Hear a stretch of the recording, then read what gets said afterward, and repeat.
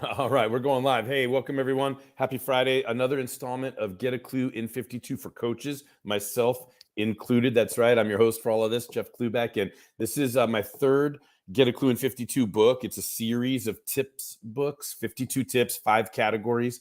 And the categories that we're working on this year are self-promotion, engagement or enrollment, motivation, accountability, and then ultimately we're going to end the year in practice building. So I'm going to I think it's going to be a relatively quick session today. I want to get through the tip reading. I don't expect a lot of guests. It's actually, I don't know, counter programming, but right now I want everybody to know that the Professional Coaches Alliance has kicked off. I'm the VP of communication for the Professional Coaches Alliance, and in an hour, they're going to get together for a little coffee connect session in University Town Center, UTC here in San Diego.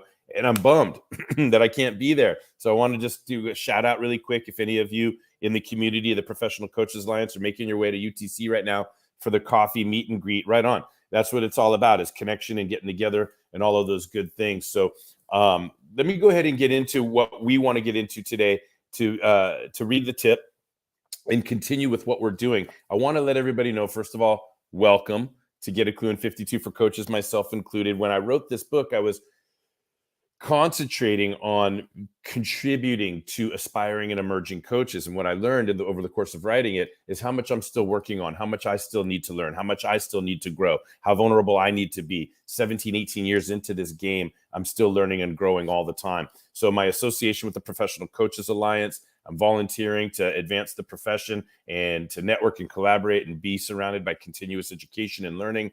And this is the year 2023 where I'm really making a stand for how wonderful coaching is as a practice, as a profession, as a skill set, as an endeavor, right? It takes a lot of audacity. So anyway, here we go. What we started the year with was 11 tips from section 1 in self-promotion. We have to become a coach, self-identify as a coach, accept the fact that we coach, all of those things. And then we got to let the world know that we can coach, or we're a coach, or we know how to do this, right? Then people might be interested in our coaching. So then whether we're a manager, supervisor, director, VP in an institution, or whether we're starting a private coaching practice, we either need to get enrollment. We need people to enroll in our coaching programs, pay us for coaching, or we need people engaged in that form of leadership that we're bringing in an institutional situation, right? The subject of our direct reports, we want them engaged, because the motivation that we talk about for 10 tips in the motivation section and the accountability that we're going to talk about today, we're in the middle of the accountability section. Motivation plus accountability is a hot knife through warm butter when the subject of our leadership is engaged, right? So if they're excited about what they're doing, if they're clear, if they're focused, if they're resilient, if they're enthusiastic, etc., they'll get there early, they'll stay later, they'll pay attention, they'll take notes, they'll remind themselves, they'll do the things, right? That makes all of this leadership, this form of leadership that coaching provides, easier. So just a review real quick. I'm not reviewing all of the tips that led us to today. We're in tip number 35 today. But what I am going to do is just a brief summary of what we were talking about so far in this section on accountability. So tip number 31 was find a way to love. For all of its reputation on the outside of browbeat, confrontation, bad cop, drill sergeant, kick my butt, hold me accountable, kick my ass, light a fire under, whatever, all that stuff is so... The truth of the matter is, what it really takes to do accountability coaching is love, the willingness to be vulnerable, because when we endeavor to hold another accountable, we become vulnerable for the pushback, the smoke, the mirrors, the stories, the dishonesties, the slither, all of that stuff. And it's not fun. Right? So we better love the person that we're leading to brave all of that if we are endeavoring to hold people accountable. I want everybody to know that really what in the way we do things here, we Get a Clue, the Integrity Game, the brands that I support, it's about love. If you're not ready to love, you're not ready to hold other people accountable. If you're not willing to be vulnerable, you may not be ready to hold anybody else accountable, right? If you haven't been held accountable, if you haven't experienced accountability, you may not be ready to hold somebody else accountable. So consistent with that tip number 32 is to look within, right? It starts with understanding, do I have the experience of being held accountable? Have I given somebody else permission to hold me accountable? Do I have a track record of making commitments and then either doing or not doing what I committed to, and then reporting on those commitments in a structured time by a certain time, etc. And even better, of course, even better. And now we make this tip in point 34. Even better if the person knows what they're talking about, right? If they know what they're doing. But the third tip in this section was to get smart about goal setting. So really the first accountability and all of accountability is goal setting, at least the way that we do coaching. We really focus on results-based coaching. We can do mindset, we can do woo-woo, we can go left of center, if you will. We can touchy-feely, spiritual, mindset, emotional. We can do all of that, and we do all of that. We talked about that in a lot about that in the 10 tips on motivation. Part of it is giving strategies, tactics, and resources, tangible stuff. But the other part of it, helping somebody with motivation, is getting them out of their own way. We can do all of that. But ultimately, why are we doing all of that? Not because we're shrinks, not because we're therapists. We're getting people out of their own way so they can achieve things, right? So goal setting is such a huge part of accountability. I remember in my coach's training, hats off to the guy who trained me. He's wonderful, Jeff Suey. And one of the, I went through 3 of his trainings, fantastic. And he's a brilliant guy. And I remember one of the things, I thought I did a perfect coaching session in the training. And I remember he said, you forgot to get their goals. You didn't talk about their goals at all. I'll never forget that moment. Like, it was such an obvious, but such a glaring miss. I thought I was perfect, right? He said, yeah, you didn't talk about goals. You didn't recap goals. You didn't pledge allegiance to the goals. I have a module that I call Pledge Allegiance to the Goals. We always want to make sure, what are the most important things that people are trying to achieve? What's the what and what's the by when? And those 3 major things always become the default. We always want to stay rooted and focused on moving people in the direction of their goals, right? So that's the first accountability and accountability coaching is, where are we going? What are we holding you accountable to? So goal setting is a huge, important piece. And what you'll see here is we add an A and we change the R from the traditional SMART goal setting that we can all Google and find. I tweaked it to put more motivation and put a focus on behavioral change in there, right? So then last week we talked about look outside. So if we find a way to love, if we look within, if we set goals, if we know how to help other people in their goal setting, the next thing about accountability is to look outside for an external accountability source. And not just an external accountability source, but this tip had a lot of laughs around the accountability partner thing. When friends say, hey, you're going to the gym, I'm going to the gym, let's be accountability partners.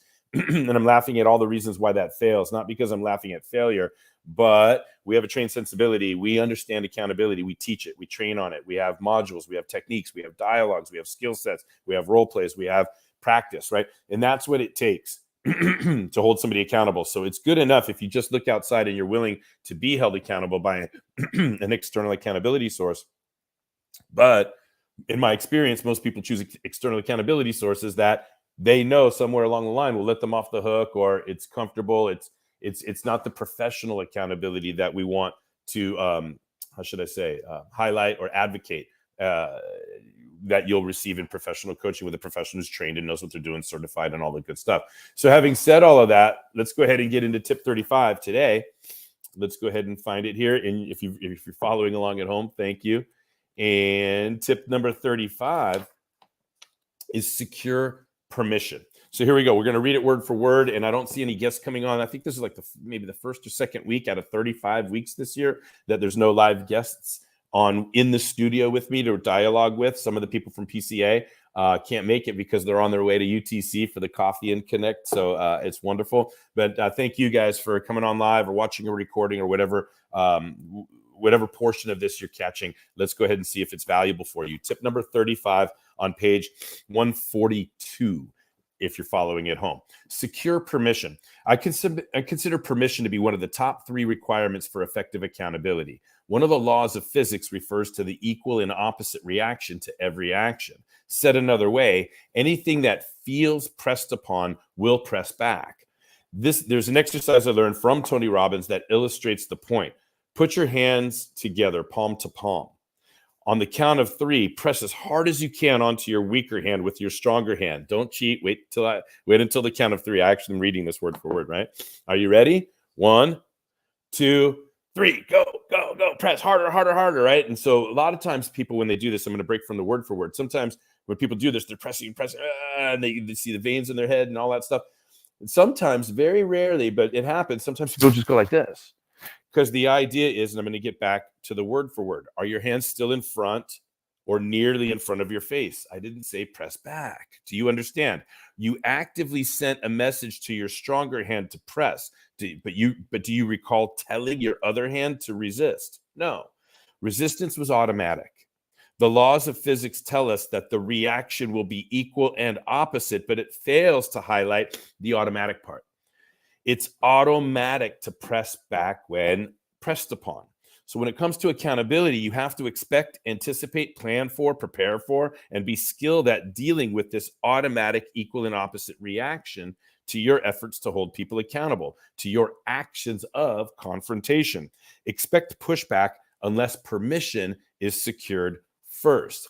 When you have permission to confront, permission to account, permission to suggest, permission to explain, permission to tell a story, your efforts are part of that permission versus counter to it. I'm going to read that again. When you have permission to do all of those things, your efforts are part of that permission versus counter to it. Your accountability is an extension of permission versus a provocation of pushback. Be clear also that you will constantly have to get permission again and again and again versus just once. Logically, you only need it once, but the automatic pushback will be evident every session and several times per session, so long as you are really counting, measuring, observing, confronting, and supporting change in your client's behavior. Our coaching leadership training teaches case studies and role plays, handfuls of techniques to secure permission you need to avoid the pushback that prevents true accountability. Now, let me blow my nose real quick because I got to blow my nose and tell you that it's not just getting permission. You want to get permission, right? We have techniques, and right, you can say, hey, do I have your permission, right? But even in like the agreements, when people enroll in coaching, there's all these commitments that I make them initial and sign off on. I commit to being confronted. I commit to being on time. I commit to being coachable. I commit to having a result that I want from every session. I commit to holding myself 100% responsible for my own behaviors and results, right? So you want to get permission. You want to pave the runway for all the things that we need to do. But the last point that I want to make, and it's not a word for word, is even when we secure permission, even if you do it 3 times, 4 times, 5 times, 6 times, even if you do it before they enroll, during complimentary coaching, even if you do it 3 or 4 times within a session, it's not going to eliminate the pushback, right? Because the pushback is automatic. The resistance is automatic. There's always an equal and opposite reaction. You could just help yourself, right, by getting as much permission as possible. And when the pushback is evident, you can then say, hey, remember the agreements that you signed? Remember when I asked for permission? You've given me permission to press you on this. So I'm going to have to ask you, is what you just said really true? Or are you making that up? So I'm going to have to ask you, why didn't you get that done? Remember, you gave me permission to ask you this question. So I'm asking the question, right? Do I have permission to share with you that you're resisting right now? What would happen if you took a deep breath? How can I make accountability non-threatening for you? I asked for permission. What else can I do to get the honest answer from you right now that's going to help you reach your goals? So there's all kinds of ways we can ask it, all kinds of ways we can dialogue it. The tip today is to secure permission. That's what we're all about. And not because it's going to eliminate pushback. It's because when you need to push back on the pushback, you've got permission. You can pull out that card. You can remind them about all the efforts that you've taken to encourage them to allow you to do your job as the provider of accountability. It's what they signed up for. It's what they agreed to. It's what they asked for. If they're hiring you in a private coaching situation, they're paying money for this. So you got to do your job, right? It's just easier if you have permission. So let me go ahead and type the banner in here. Tip number 35 is secure permission. There we go, with an exclamation point. Why not? Add banner and show it. Secure permission, tip number 35. There you go. Now, if there was people online live with me today, I'd facilitate a little discussion, but I'm happy to just go ahead and get today's tip read. It's the 35th in a row this year, but guess what? This is a 3rd year in a row. Well, actually, no, this is the 4th year in a row that I've been doing this. So for more than 3.5 years, every single week, I've been on live streaming out to social media, reading at least one tip from one of my books in this series of Get a Klu in 52. It's fantastic. The Entrepreneur Edition, the original edition, and this one for coaches, myself included. Available on Amazon. Go ahead and pick up your copy. Send me an email if you want to get a free PDF of the book. There's some freebies here that I should tell you about. If you want to watch more video, watch Get a Klu is my YouTube channel. There's some stuff on there. If you want to know why we offer 2 complimentary sessions instead of 0, 1, or more than 2, send an email to info@getaklu.net, and we'll send you a 22-minute video that explains 8 or 9 reasons why we do the 2 complimentary coaching sessions instead of 0, 1, or more than 2. We want to avoid enrollment dysfunction. I don't want to give the whole video away. If you want to get 2 complimentary sessions with me or a coach that I've trained, go ahead and schedule. Look for some time on the calendar, and you might get lucky. You might get me. I might hand that off to a coach that I've trained. Put some notes into what you're looking for. But we always offer 2 complimentary coaching sessions to anybody that has not had them already, right? And what else can I tell you about? Yeah, back to the Professional Coaches Alliance. It's a community where you get to collaborate, you get to network, you get continuing education. For those of us that have been around for a little while and have something to contribute, we can be a program or content providers with the Biz Labs and the Connect and Learn series. That right, so a lot of opportunity to learn with and from one another, to network, to get continuing education, to collaborate, and to not feel so alone as we're pushing this boulder uphill of building a coaching practice. It's not easy. I try to have fun. And by the way, if you have content that you want to share, if you want to be a speaker in any of the programming, contact Margot Garcia, who is the VP of programs for the Professional Coaches Alliance. She's an incredible, incredible professional. I always feel better every time I'm interacting with Margot, and you will too. So lastly, I want you to understand, as we're in the midpoint of this section on accountability, the overarching thing that we're really hoping for is to make accountability non-threatening. What would happen in this world for individuals, teams, organizations if accountability was non-threatening? I'm not always successful at making people feel safe and secure. I try everything I can, right, to make sure that people feel safe, secure, loved, supported while being held accountable. But remember today's tip. Accountability is always going to feel like an attack when we're not ready to be 100% responsible for our own behavior. So if even 1%, we're going to get pushback. That's why securing permission to brave the efforts, the energy, the time, all of the things that are going to happen in the context of trying to hold a human being, an adult, accountable to their behavior, we better secure permission if we want that to go easier than it could go. And that doesn't mean it's going to go perfect. Even when we get permission, we're still going to get pushback. It's still going to be difficult, but permission makes everything easier. So there you go. That's tip number 35 in Get a Klu in 52. We're in the accountability section. We've got a couple more tips, like 5 more tips in this section before we end the year with 12 tips on practice building. I'm looking forward to the joviality. I remember writing those tips with like a song in my mind and a song in my heart. So there's a rhythm, a musical rhythm that I was writing those tips with. So I'm looking forward to the joviality of all of that for the 12 weeks that will close out our year. 5 more tips to go in accountability, and we look forward to seeing you next week. Thanks, everyone. Talk to you soon.